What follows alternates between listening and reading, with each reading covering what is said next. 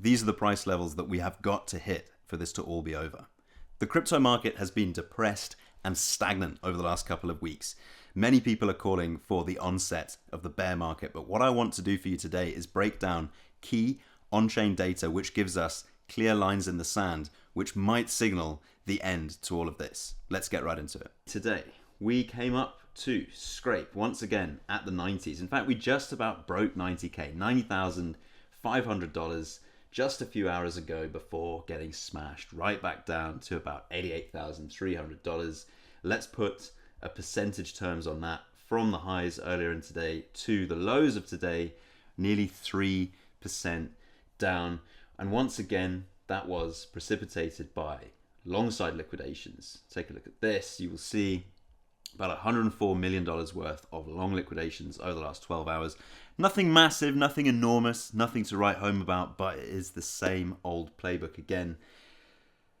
People see the green candles, see green shoots of hope, and they jump in on that with leverage. I commend the boldness of that, but unfortunately, once again, prices get hammered to the downside and that long leverage just gets beaten up. And once again, we're back looking at the 80s, trading at $87,922. A little bit better than last week, all right? A little bit better than the lows that we put in back on the 18th of December, down at 84,000. But still, that brief moment of hope, that brief up move was just smashed down again. And unfortunately, this is a story that just keeps getting repeated time and again. And perhaps we can throw a bit of light on that. Perhaps we can throw a bit of light on what is the magic number that we have to hit for this to finally all be over. So I've got an article here from Glassnode, absolutely fantastic resource looking at and breaking down in a very clear way on-chain data from the Bitcoin markets, from the crypto markets for that matter. And of course, what we're looking at, because we are studying blockchain, we can see all the transactions, we can see all the wallets, everyone who's holding Bitcoin, it is recorded on-chain. And what Glassnode does is it analyzes that data and they spit out weekly reports like this, the week on chain, which give us some clarity on that data. If you don't want to weed through it all yourself and pick out the details, pick out what it all means. And what I think is most interesting about this is a couple of things, but principally they've given us a number, a line in the sand that we have to hit in order for this all to be over. So let's break it down for you because there's a couple of key points. I recommend you read the full article yourself, but there's a few points that really stand out to me and I think play a part in the bigger picture of what's going on contextually with the crypto markets right now. So, executive summary, Bitcoin remains confined within a structurally fragile range with recent rejection near 93K. We know all about that. And gradual drift lower towards 85.6K, highlighting persistent overhead supply. And that's what we really want to get into here. Okay, so if we just scroll down a little bit here, we can read about a top-heavy overhang. Prices now return to levels last seen nearly 1 year ago. I know it's painful, despite experiencing two major rallies during that period. This has left behind a dense supply cluster accumulated by top buyers in the 93 to 120K range. Right? It's not just cowboys on leverage buying when they see green candles. People are also buying spot at those higher prices. People are also accumulating their long-term holding bags. And unfortunately, a lot of those people are now underwater. And we can study this on-chain. The resulting supply distribution reflects a top-heavy market structure where, similar to early 2022, in fact, recovery attempts are increasingly capped by overhead sell pressure, particularly in the early stages of a bearish phase. As long as price remains below this range and fails to reclaim key thresholds, most notably the short-term holder cost basis at 101.5K. So that is essentially the basis of all of the short-term holders, right? People who recently entered the market, who are the average accumulation price for those people was 101.5K. This means that they are sitting underwater. We've marked that out on the chart for you here. I've marked that out on the chart for you here. So you can see what that looks like. And that is my green line in the sand, right? Which is at the wrong place, 101.5K, just up here, right? And to give you a percentage reading on that from where we are right now, that is a whole 15% up from right now. The risk of further corrective downside continues to loom over the market. Unfortunately, that does seem to be the case. To better contextualize the weight of this overhead supply, we can first assess the volume of coins currently held at a loss. The supply in loss has risen to 6.7 million BTC, marking the highest level of loss-bearing supply observed in this cycle. Right, things are serious. Things aren't looking good, and it's not just a sentimental thing. Right, this is why the market is in fear. A lot of retail panic, but this is genuinely a serious problem. Okay, a lot of people have bought Bitcoin recently and are sitting on a loss, and these losses are maturing. Building on the elevated share of supply held at a loss, time now emerges as the dominant source of market pressure. As shown in the chart below, of the 23.7% of circulating supply currently underwater, 10.2% is held by long-term holders and 13.5% by short-term holders. That distribution is suggestive of the fact that, much like in prior cycle transitions into deeper bearish regimes, right, that's bear markets, if you will, loss-bearing supply accumulated by recent buyers is gradually maturing into the longer-term holder cohort, right? As this underwater supply, that is supply in a loss, endures a prolonged time-based stress test, investors with weaker conviction may increasingly capitulate at a loss. Capitulate means sell, adding further sell-side pressure to the markets.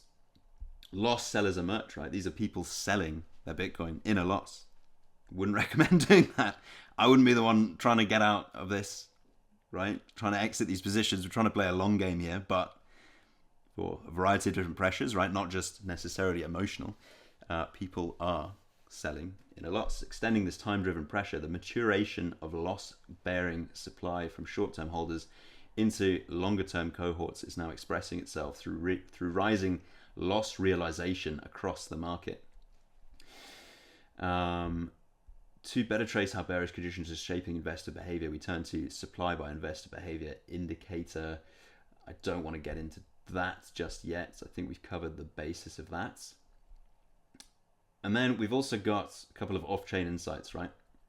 Spot demand lacks persistence. And I want to get into this as well. If we're looking at, there we go, treasury flows. Okay. Corporate Bitcoin treasury activity continues to be dominated by discrete company-specific events rather than sustained accumulation trends. Net flows show sporadic large inflows from a small subset of firms, right? I wonder who we're looking at there. We're looking at strategy. I'm going to get into that in just a second as well. Indicating that corporate demand remains opportunistic rather than systematic. These bursts often coincide with favorable price conditions or strategic balance sheet decisions. Unfortunately, they don't always correlate with favorable price conditions. And I've actually got a piece that I want to show you here from Meet Kevin, talking about strategy and how they always seem to be buying the top. Why does it seem like Michael Saylor is always buying at the top of the market? It's almost like he just doesn't have enough liquidity unless, well, frankly, Bitcoin is going up. That's when he seems to have more ability to break the egg of MicroStrategy stock to buy more Bitcoin. But that creates an odd strategy because that means you're buying small, low, but you're buying big, high. That seems like the opposite of what we should be doing. But part of that is possibly because Michael Saylor kind of sets the market. See, here's a chart showing you the moving average of the price of Bitcoin and Michael Saylor's purchases. And you can see we're probably plus or minus about 0 on this chart. And in the last quarter of 2025, almost every single purchase we've made has been above what Bitcoin is actually trading for right now. We go jump on over to the price of Bitcoin and we go out to the 1 hour chart. It certainly seems like Michael Saylor kind of got had. He's buying he's buying on top of this pump right here. So it seems like he's buying more over here at the top of these valleys, suggesting that he's not buying in valleys, he's buying the peaks, or potentially he is the peak. See, it's possible that because he is the largest supporting factor, as Crypto Quant tells us, well, frankly, crypto treasury buying has kind of evaporated, which kind of leaves Michael Saylor's strategy to do all the heavy lifting. In that case, is it possible that Michael Saylor himself buying is creating the very cliff that he is creating his average upon? So there you go. Absolutely great piece there from Kevin. Again, recommend you watch the whole video, but this is what we're talking about, okay? This institutional demand for treasury companies is sporadic. Once again, it's dominated by Saylor. It's dominated by strategy because they are, by a massive margin, the biggest Bitcoin treasury company right now. And these bursts of buying are coinciding with good market conditions, not necessarily with buying into the dip. And we know, unfortunately, that with MSCI's plans to potentially delist, right, some of these Bitcoin or crypto treasury companies, as we should call them more properly, that institutional demand, while it is right now sporadic and led by strategy, is unfortunately put in jeopardy by this, because some of these companies won't necessarily, it makes it much less appealing for an institution to add crypto, to add Bitcoin into their treasury, if that is going to mean they're going to be delisted, or they're not going to be eligible for listing on indices run by MSCI. Now, I covered in yesterday's video how Strategy and a group of other companies is pushing back against that, but still, right now, that's just not looking terribly good. So there we go, right? A whole load of buyers underwater. We've got more buyers selling into a loss, which again, it's not necessarily a reason to panic, right? Because just with the time factor in that, right? The longer we stay at these reduced prices, just inevitably, the more people are there's going to be buys and sells in the market, right? And the more people are going to start selling at a loss. But we don't necessarily have that demand to really pump prices up to these key levels, which would then bring these top buyers back into profit. And so the vicious cycle continues, right? And we've got, as I said, even more pressure on these treasury companies brought in by MSCI, and their threatened delisting or de-eligibility for those companies to be listed in their indices. Things aren't looking terribly good, right? As a result, corporate treasuries are contributing to headline flow volatility, but are not yet acting as a reliable cycle-wide source of structural demand. Bitcoin remains caught between structural support near 81k, right? This is what I was talking about yesterday. We do have a nice base of that does seem to be being defended, at least for now, pretty strongly. But we've got persistent sell pressure overhead. A meaningful shift will require either seller exhaustion above 95k, that's the bottom end of the range that they're talking about, or a renewed influx of liquidity capable of absorbing supply and reclaiming key cost basis levels. And most prominent of those cost basis levels is that magic it's not magic, it was a joke, 101.5k. In sum, the way you get around this is by buying into these dips and not being the guy who bought the top. But how do you predict the top? How do you predict the bottom? The answer is, honestly, long term, you don't. Don't bet money that you can't afford to lose on a wildly volatile market.